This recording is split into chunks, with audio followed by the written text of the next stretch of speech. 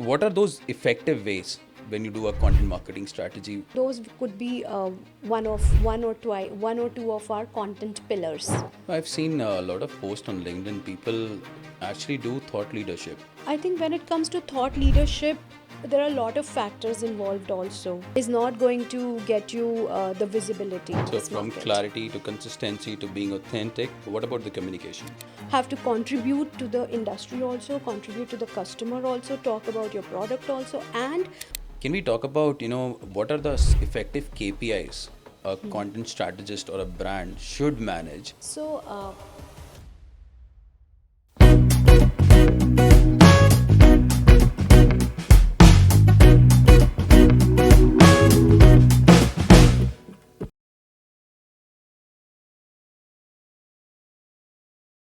What if your name became more powerful than your job title? In the world where attention span are short and competition is everywhere, the one thing that truly sets you apart is your personal brand. Not your resume, not your company, but how people remember you. Today's guest is someone who lives this philosophy every day. Meet Ruchi Batra, founder of Chipmunk Digital, a strategist who helps brands and individuals show up online with clarity, the purpose, and the real impact. But what makes Ruchi's story truly inspiring is that she didn't just build the brand, she rebuilt her life. After 11 years in the corporate world across market research and the content marketing, she made a bold decision to walk away from the conventional path and pursue freedom, authenticity, and the intentional living. Now, a successful freelancer and a digital nomad working with top tier clients, Ruchi's journey is proof that when your brand aligns with your values, your name can become your greatest asset. In today's episode, we will deep dive into the personal branding and the social media strategy, not just for the visibility, but for the real connection. We'll talk about how to build a strong digital presence, the power of storytelling, and how to stand out in a noisy world, but without losing yourself in this process. So, if you're ready to take your brand and your life to the next level, this episode is for you. And without further ado, let's dive in. Welcome, Ruchi, to the show. hi Ankesh, thank you for having me here. Ruchi, when I was reading through the LinkedIn profile and looking at the overall your own persona, I was pretty excited about how your journey actually went through. So, how about we start with the question that what made you come to the digital content as a strategist, and why did you choose this field? So, a little background about yourself. Sure. So you introduced it really well. And so I hadn't planned for it. Nothing actually, I would say, went planned. In my journey, I started with masters in chemistry. So the idea was to, do chemistry, then be a teacher because my parents wanted me to be. And at that time, many of us follow what our parents guide us to do, so we do that. But then later, I got a brilliant job in, corporate. I was recruited in the campus. For a FMCG, a very leading FMCG brand. Worked there, decided corporate seems good, so I decided I don't want to go for teaching, and then went to the US, had a really good amazing time over there. Came back to India, saw that one of the research analytics company is hiring people from FMCG background. So I thought, okay, let's give it a try, and then I that's how I went into research and analytics. Spent good time in corporate, and then there was a time I felt that now I need to start something of my own. And that was the time I thought about marketing, because being honest, marketing was my passion when I was young. But then again, I was influenced by what my parents told me to do, and it was their intention to give me a stable life. So yeah, but that's how I went back to what I really wanted to do. And marketing has great scope, as we all know. Yeah. Every single brand in this world wants to, create a niche, and without branding, it's highly difficult to actually get attention. So I think that's how I went into marketing. Yeah, I mean, I think the same usual story of our all millennials that, we actually have to follow what our parents tell us. Without, Yes. sometimes we actually compromise it and sometimes we actually just go beyond and do what we like. And eventually, as you rightly mentioned, at a very young age, you could have changed the word, but you followed the path of what your parents said. But you made a great, strong personal brand of yourself. The very first post that you did yesterday, I see a lot of people actually getting engaging, comments onto that, and that's exactly what we want. Yes. So, how did you actually identify, this strong personal brand need, and what are those key elements that you would probably suggest, or you suggest to your clients that you need X and Y to ensure that that stays for long? Right, right. So, first, I would say, I would like to actually bust a myth here, which is like, which I get to see so many times in this market is that, oh, we need a million followers, or we need like, at least 50K followers. People feel that if you have a lot of followers, you have created a brand. But I would clearly say that if you have 1,000 followers, who are really trusting you, that's much better than, let's say, having 100K followers who don't even care about it. Passive followers is not something you should be looking at. So that is one thing I would like to say. And when you want trust and credibility from your audience, then there are, I would say, some elements you have to look at. First is clarity, that whatever you're doing, first you need to see whether you have the clarity. Let's say today you think you want to offer this, but tomorrow you have a different plan in mind. So if your offer is not very clear, what you're offering to the audience, what you're offering to the world, are there any pain points you're addressing for them? Are there any issues you're going to address through your product or service? Stick to that, have some clarity in that. Then second thing I feel people many times lack, and it's a very simple thing to say, is consistency.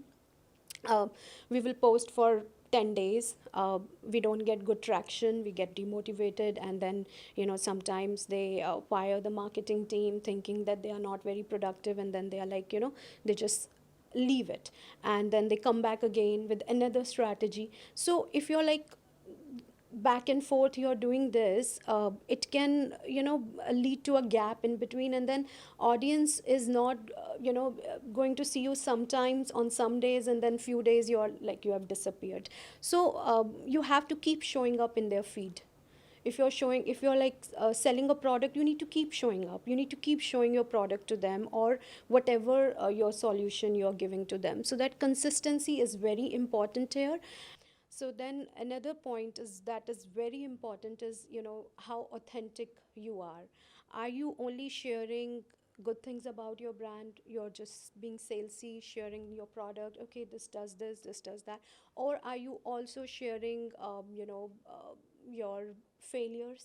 You're sharing what you learned from your journey. How many times did you fail, and how did you come up the curve? So those are the things when you keep sharing, when a founder behind the brand is talking about a story, that's how the audience resonates with you. If you're just posting for the heck of getting sales, it might work, but chances are that nowadays how chaotic the market is, AI is there, and how we see so much of noise. What really is going to help is the authentic brand, where people, if they can trust you, if they are able to say, yes, I trust this person, whatever he's offering, he's ethical. If they are able to trust you, that's, I think, is the maximum impact you can create in So, this from market. clarity to consistency to being authentic, what about the communication? Communication is very important. When they comment, you have to you have to really communicate with them authentically, not just for the heck of just commenting back, but you need to create those real relationships with your audience. And it could be through the DMs, it could be engaging with their content, because all these platforms are based on community. So if you're just if you feel, okay, I posted it and I'm done, my job is done, then I would say you're only, I would say 30 to 40% of the work is done. There's work beyond that where you communicate with your audience, and through maybe making good videos, video content, where you come as a, come in front and talk to them, and talk about their pain points and issues, and real issues, and I would say real content, and not just fancy logos and visuals and all. Yeah, I agree. So clarity, consistency, authentic conversations, and then the communication plays a vital role. Considering, let's take a brand as an example. There are a lot of brands who fail on checking one box out of the four most of the time. And you rightly mentioned, they have a consistent approach towards what communication goes out on any social media, but then there's a gap Yes. because they don't have any content to do, and they're only doing one product, and they know that a certain product goes out at a certain time, but there's no communication before, or say for example it goes out on a given Thursday, and the communication is out on that following week or the previous week, but there's again a gap after a week. What would you suggest that people should strategize in a way that the constant communication goes out, and there, because the trust is only built when you talk about it, right? And when you give a silent note for almost a week, people may forget what is exactly happening. And the second thing is, people may remember you for this product even if you're not communicating. How would you ensure that on this effective social media platforms, the efforts that you're making are counted even if you're silent for a week? So it's a very good question, because let's say they are communicating, but there is a gap in between the content. So in that case, whether you are doing it yourself, because I know a lot of solopreneurs who create content on their own and they don't have a team, or you are having a team. If you are doing it on your own, I would say allot one day, maybe couple of hours in one, once in a week or twice in a week, where you put down all your notes, put down all your thoughts. Or if you don't want to do it that way, then you can, like, whenever a thought comes up to your mind, you can just put it down in a note, and then when you have some time, you can just create content out of it, instead of thinking, okay, I have to do it right away, I have to do it today, because sometimes we are not in that space to create content. Creating content in bulk, I would say, is really important, but it's not like that you have to create 10, 20 pieces, as many marketers say, because if you are talking about your real authentic story, it is not like something which you can just come up with. You have some thoughts, you're gonna make go further with it, you're going to evolve with it, and then another thought comes up. So best is to put it down in a notebook or maybe in your phone, and evolve with it, and then try creating it in, like, in advance, so that in between, when you have, like, time, you're able to post it, and then continually you are able to do it. With the same with the marketing team also, when we are creating content, we don't create like just, okay, let me do it today and then tomorrow. We have ideas in our mind, we take feedback from our clients, okay, how do you feel about it, and then we create it in bulk, so that at least 2 to 3 pieces in a day, and then we take their feedback, and we that's how we evolve with it. I think that's a Yeah. good point you mentioned. The fact is that the consistency can come from a certain storyline, and that story always changes. So Yes. feedback management plays a very vital role. Now, considering that it has research involved in it, and it has certain target audience involved in it, how do you ensure that these things work in the same way, so that that product which is going out as a demo or as a brand, its own values, because it doesn't get spoiled, and that consistency in the communication and the impressions that a target audience is taking goes along with it. So when we reach out to these audiences, we really have to have a consistent communication going out. Any brands wanted to have that consistent communication, you probably be researching your audiences. You probably be researching about the brand. There are a lot of research which undergoes. What are those effective ways when you do a content marketing strategy turns around or covers around your research and the target audience that you go Yeah. with? So Very good question, and research is very important.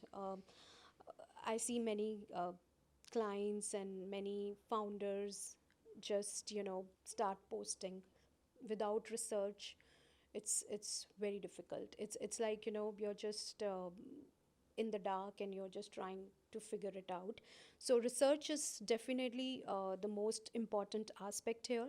For research, what we have done most of the times is that we go to our competitors, clients' competitors. Let's say if it's a real estate company in Dubai, we'll go to their competitors, we will look at the comments there. Many times we have come up with some very concrete comments, like for example, we had a client in real estate industry in Dubai, and we were doing some research, and we saw comments where their potential customers were asking, oh, there are always hidden charges involved. There are, how to get a golden visa, how are we able to get it, but there are certain hidden things behind. So those were the pain points where in real estate, if you would see, a lot of customers face that they don't get the clarity. So what we did was we used that content, we used that question as a content piece. So every comment the customer is doing, except those a good job, great going and all that. No, I'm not talking about that. But any comment which is more proactive and where they are talking about the pain points or their issues is actually a content piece for us. Where if we address that, if we start talking about that, I think a client would have more clarity, or the customer would have more clarity. So one is look at the comments of the competitors, big leading competitors, and then look at the comments. Second, you can go to Reddit also. You will get lot of content over there and real trending issues. uh, you can always look at that and you can see how people are responding to that. That's another thing.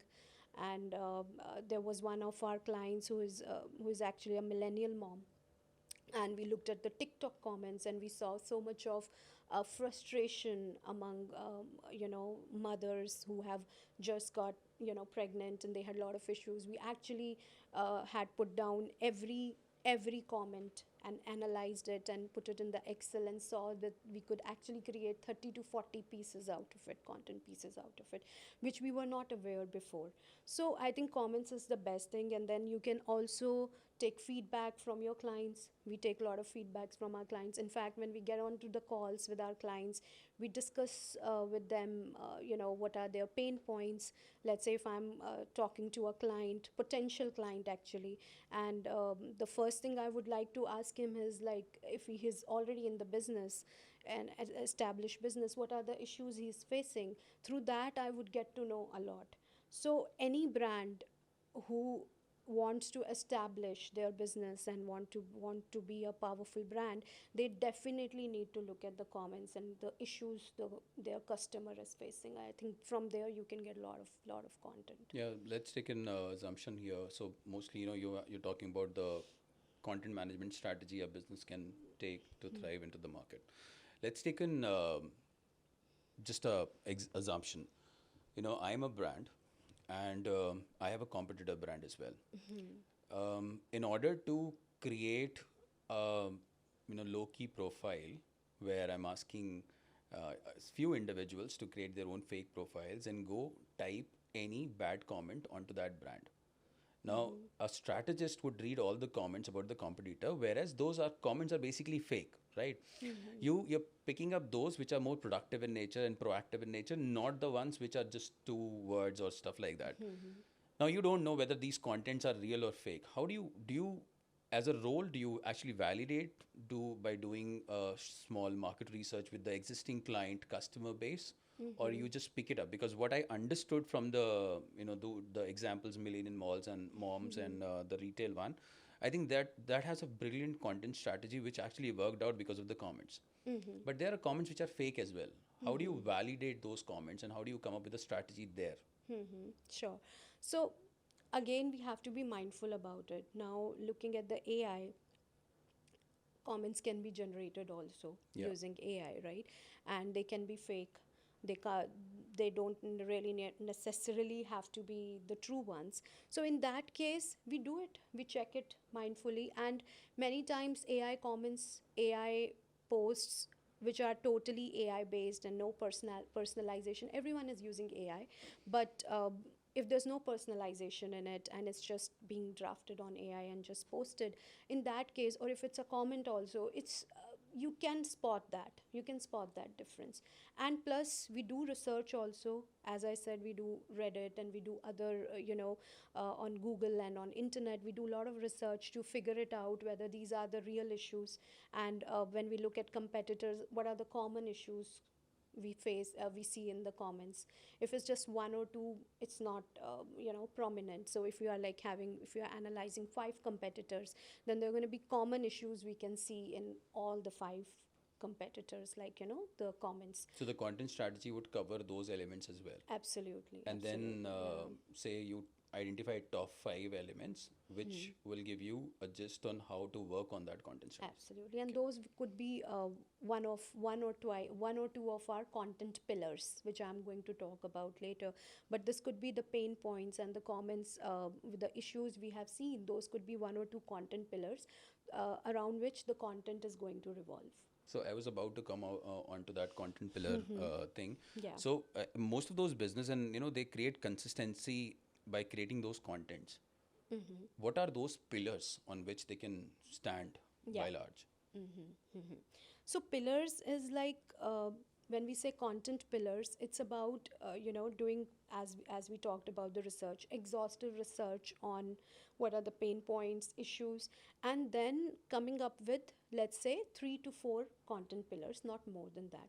Content pillars, when we say, is the I would say the bigger segment around which your content is going to revolve around. Like for example, founder's story, his success, his wins, his life journey could be one of the pillars, as I feel, right? Second could be the pain points, and then you can sub-segment it into more further detail.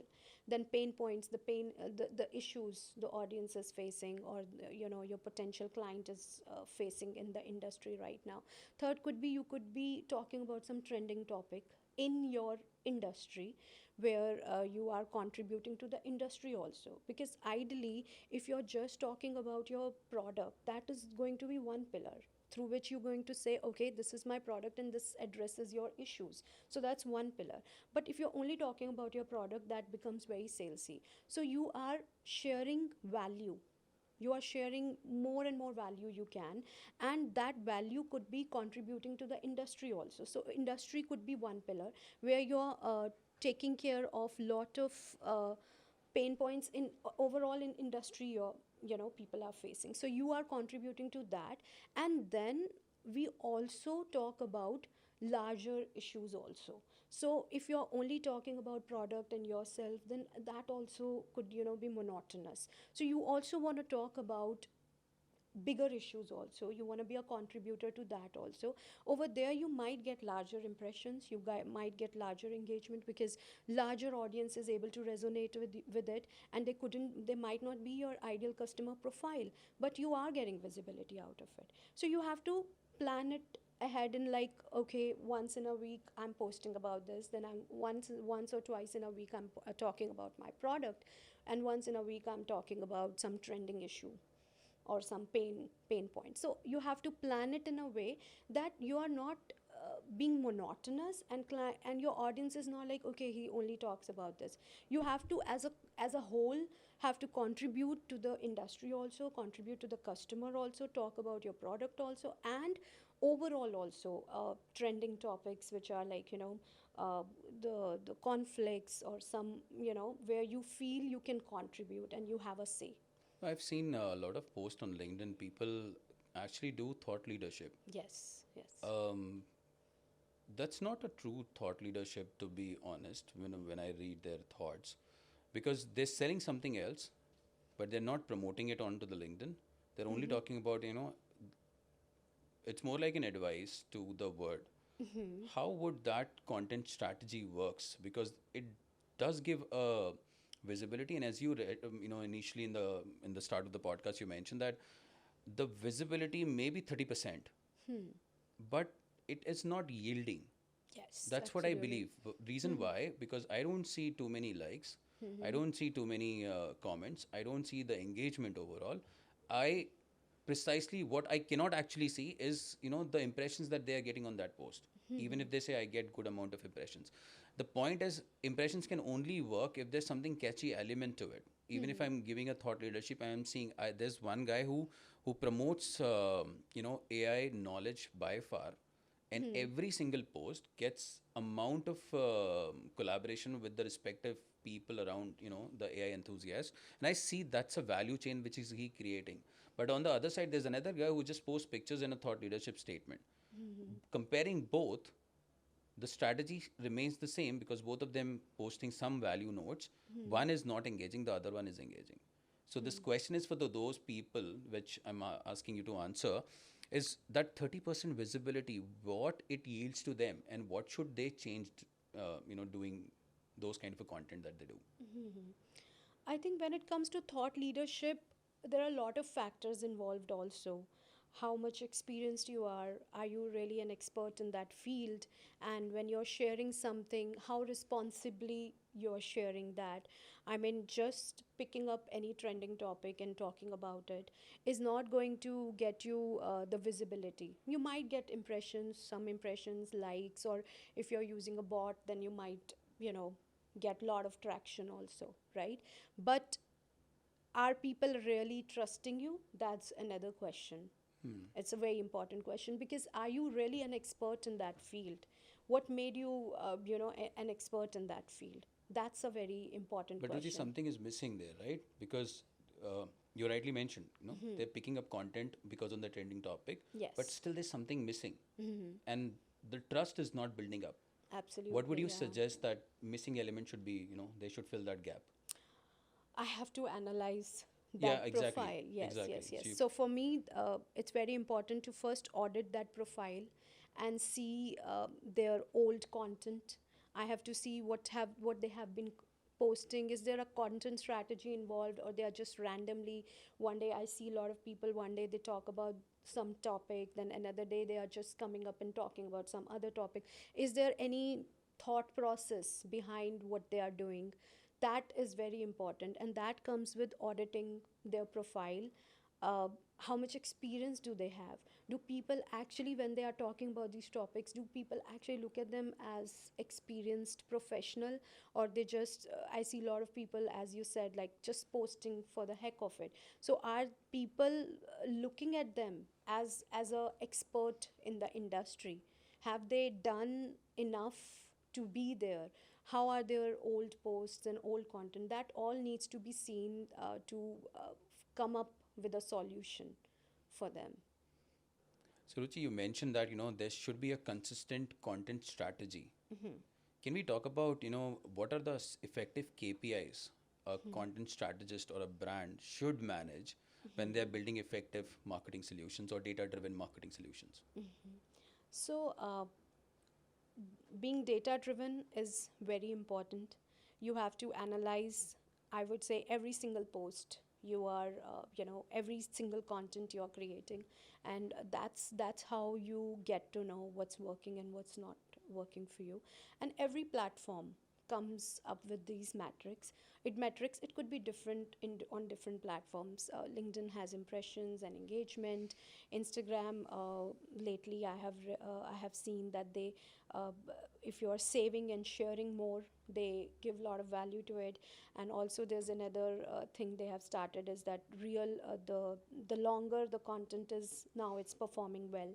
I saw somewhere a video saying that if you have a 3-minute content, then it would go Yes, yes, but of course, viral. authentic and valuable content. And now they have changed that, But I still don't understand. I mean, the attention span is just like 3 seconds. Why they wanted people to post a 3-minute video? for more engagement. And then I think they think that the more the people watch it, it also shows the value. It also shows that the content that has been created has a good value in Makes it. sense. It's adding more value to your life, because otherwise why would people watch that? So they are changing They keep changing, they keep evolving, and we have to keep ourselves updated with it. But yeah, recently I've been noticing saves and shares play a very big role. Like, the more people are saving the content and sharing it further, that clearly shows that it has some value to it. So on LinkedIn, there are impressions, engagement. You should keep analyzing them. If you're using a ad, uh, boosting it, then also you have to analyze how many people have clicked on the website, the link which you have provided, what is the cost per click, and everything has to be analyzed to understand where you want to go ahead. But at the same time, yes, look at the analysis, look at the analytics, but also be mindful that some content will perform very well. As we said, the impression is going to be so great, but it doesn't mean that you're going to get something like, you're going to get some leads out of it. So that could be good for you to, get that visibility, but keep focusing on the content which is giving you better, I would say, uh, cost per click. If you're using, like, let's say if you're using a creating a campaign, so you want to make sure that your cost is being reduced, cost per click is being reduced, and it's not like that you're spending a lot of money and then you're not getting any benefit out of it. So you have to keep, I would say, mindfully keep checking all the factors, but at the same time, you have to keep evolving with it. Like, the visual, is the visual good, what you're posting? Is it giving you that engagement, or is it giving you the leads you had expected, or is it something which, just giving you the impressions and no results? So you have to mindfully look at all the parameters, I So would when you say. do that, do you actually look at the emerging trends? Absolutely, absolutely, So how yeah. effectively that work in certain cases? Let's say a FMCG brand. So I would say trends do work. For example, AI driven content is nowadays, it's a trend, right? And it is working out really well for people. People are creating content in the shortest time possible. So it does work, but at the same time, it also brings another reality with it. For example, when AI came, many marketers were worried that it's going to replace them, but now I don't think so. I'm worried at all, because I can see so much of AI created content which is lacking value, which is lacking personalized stories, which is lacking that substance in it. So I see people just posting it, and that's just noise.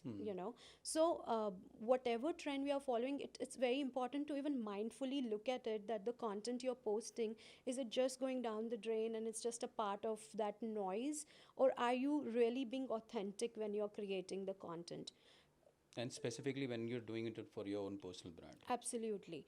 I use AI. Everyone is, I think most of the people are using AI. But if you are just letting AI take your voice and you're just posting whatever is being created by AI, then someone else is also creating the similar content. So it's like noise. But if you put your personal opinion in it, make it personalized, you put your story in it, or put your opinion in it, which AI might not be able to replicate. So that's very important. As I said, raw content is again getting into the market. Earlier, polished content was really doing great, but now raw content, messy content is going up. People are liking that because it's authentic. People can see it's not AI created. It's the raw story. It's the raw, thing the person is sharing. So they feel that okay, it's authentic, and it's going to go that way only. The more AI comes, people are going to crave for authentic content. So I think following trends is important. We shouldn't be like isolated and just keep doing our stuff. Being informed is good. Follow the trends, but not always we need to follow. I mean, on Instagram also, I see a lot of trends coming up, people creating reels and everything.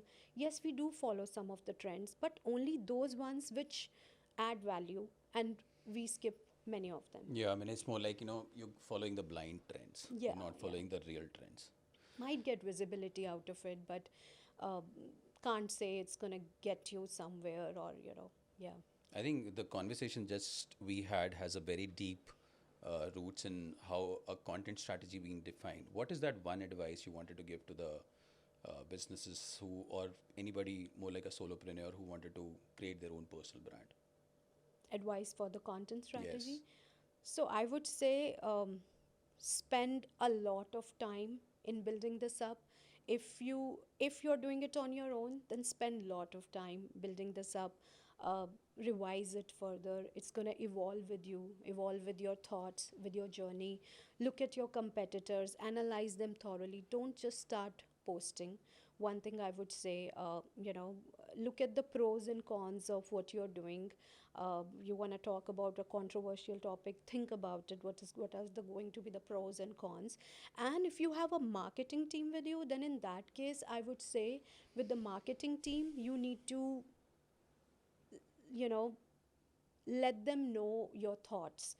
Lot of times I have seen that founders are not very comfortable, or they don't take out time to, sit with the marketing team and share their story, their inspiration behind it. And marketing team has to actually chase them to give them, their thought process. It's very important that, you sit with the marketing team and discuss what was the inspiration behind your brand, why did you start this brand, what are the challenges you're facing. In fact, introduce them to your team members, get them on the discussions, whatever discussions you're having about your success stories, about your failures, so that they can understand where you're coming from. That's a gap I think that needs to be addressed. And that is such a powerful conversation that I had with you, Ruchi. Thank you so much for coming onto the show and sharing your story, the way you've built up the entire strategist market for your own self, and the way you're actually helping people across the globe. Because when I saw the last quote, I saw a lot of people outside of India, talking about what you have been doing. So thank you so much for coming onto the show, and we had an immense conversation about how content strategy should work. Thank you, and thank you for having me here. So, ladies and gentlemen, this was a master class in itself, and it is not just about building a personal brand, but doing it with the soul, strategy, and the self awareness. From unlearning the societal expectation to reshape her own narrative, Ruchi has reminded us that your personal brand is not just about fitting into a mold, but it's about breaking it with an intention. And if you're feeling called to show up more boldly, build more authentically, and even rethink how your life and work align, take a page from Ruchi's journey. And remember, your brand is not just the word sees you, how the word sees you, and it's about how the word feels you. You can follow Ruchi and the Chipmunk Digital for more insights. And if you found value in this episode, so we just mentioned that sharing is more like caring. So please share it with someone who needs a little more nudge to step into their own story. And if conversations like these inspire you, don't forget to follow or subscribe to the Collaborative Canvas, where we bring you real stories, expert insights, and the meaningful dialogues to help you grow and reflect and reimagining success on your own terms. So until next time, keep creating, keep growing, and keep being unapologetically you. Thank you so much.